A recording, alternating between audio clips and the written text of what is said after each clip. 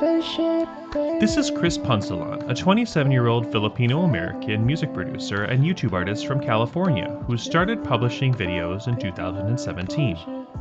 I asked him to be part of a research study that explored how music and YouTube influenced him regarding his race and ethnicity.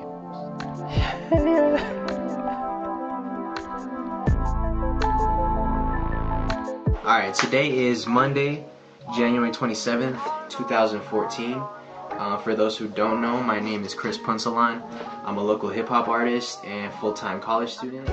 He started his YouTube journey by creating lifestyle vlogs of his daily adventures, trips, and family events. He wanted to document his life, and YouTube served as an archive for his highly produced home videos. This is his bedroom studio, and note all the album work that decorates his walls.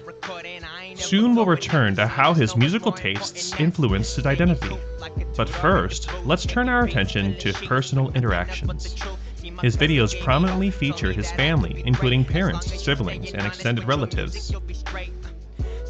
He balanced vlogs and music videos, and here you see how his family played a prominent role in his music making and creativity. But my brother gives me hope whenever I'm feeling lost. See, he riding on the bus that is shorter than the rest, but he always keep his head up cause the heart up in his chest. His creative endeavors expanded beyond YouTube and included podcasts. Jay and I are going to record the podcast today, so let's show you the podcast room. Alright, this is Jay's extra bedroom. Alright guys, we just wrapped the episode. This is what we all look like after the episode. Jay is tired, that's what Mers looks like over there in his little... He also used Instagram.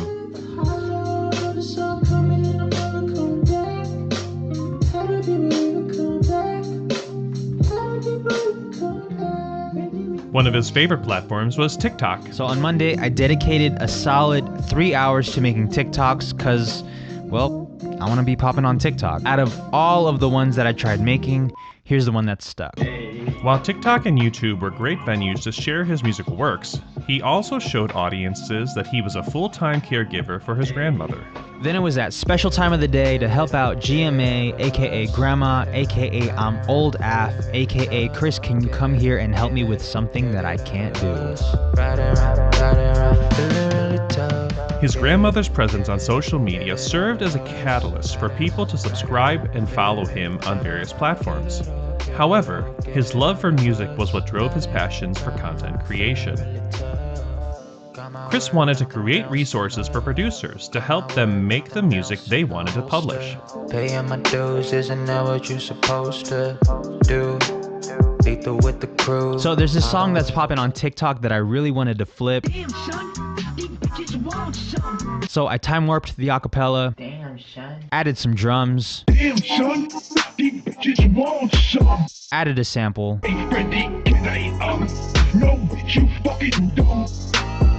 then I added some horns.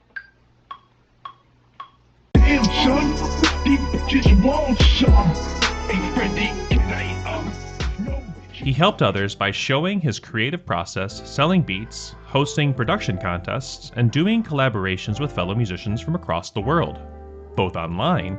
But for this one, I just pulled the sample up and just dragged it right into the simpler in Ableton and just started chopping it up.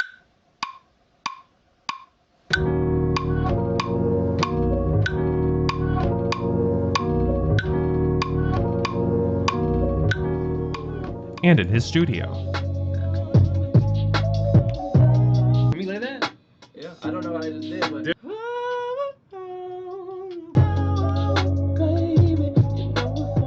So to return to my question of how Chris's music making and YouTube creation influenced his race and ethnicity, and vice versa, the consistent response from Chris during our interviews was, "I don't know." This response didn't surprise me, as Chris grew up in a racially diverse community and he had a family that supported him in his creative endeavors. However, I drew his attention to the records on his wall. While the connection between race, ethnicity, music, and YouTube was not explicit in Chris's mind, it was undeniable that cultural influences empowered his art. Famous musicians of color were prominent influences in his musical stylings as they inspired his creative process and gave him role models to emulate.